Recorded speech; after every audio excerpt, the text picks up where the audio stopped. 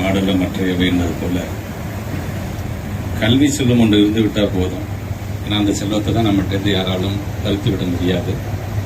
அந்த அறிவை வளர்க்க வேண்டும், அறிவு சார்ந்த ஒரு சமுதாயத்தை உருவாக்க வேண்டும் என்கின்ற எண்ணத்தின் அடிப்படையில் இங்கே உருவாக்கப்பட்டது. பல பேர் சொன்னாங்க கலைஞருடைய பேரை இதுக்கு வைக்கலாம் என்று சொன்ன பொழுது தமிழ்நாட்டு முதலமைச்சர் சொன்னார், கலைஞருக்கு தான் நாம் மதுரையில் ஒரு பெரிய நூலகத்தை அமைத்து விட்டோமே, கல்வி கண்டிருந்த காமராஜர் பெயரை இதற்கு சூட்டலாம் என்று சொன்ன மாண்புமிகு தமிழ்நாட்டு முதலமைச்சர் அவர்களுக்கும் இந்த நேரத்தில் எங்களுடைய நன்றியை நான் தெரிவிச்சுக்கிறேன்.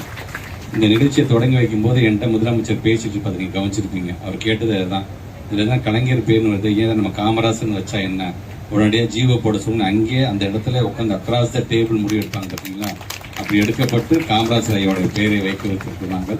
ஆக அந்த விதத்தில் வருகை தந்திருக்கின்ற இளைய சமுதாயம், வாசகர் வட்டம் அனைவரும் இது முழுமையடைந்திருக்கிறது. அது முழுமையாக நீங்கள் பயன்படுவது அதே போன்ற சமுதாயத்தை வளர்ந்து வந்து நீங்கள் மற்றவங்களுக்கு ஒரு எடுத்துக்காட்டாக ஒரு தூதுவர்களாக நீங்கள் அமைந்திட வேண்டும். எல்லா விதமான செக்ஷன்ஸும் சின்ன குழந்தைங்களுக்கான கிட்ஸ் ஏரியாவிலேருந்து பெரியவங்கள் வரைக்கும் எல்லா விதத்திலும் நம்ம கவர் பண்ணியிருக்கோம். ஸோ கண்டிப்பாக இது மற்ற நூலகத்தை காட்டிலும் ஒரு சிறப்பு வாய்ந்த நூலகமாக இது அமையும் என்ற விதத்தில் அனைவரும் இன்றைக்கு நம்முடைய கர்ம வீரர் காமராஜருடைய புகழை போற்றுவோம் என்று சொல்லி இந்த உரையை நிறைவு செய்கிறேன். நன்றி, வணக்கம்.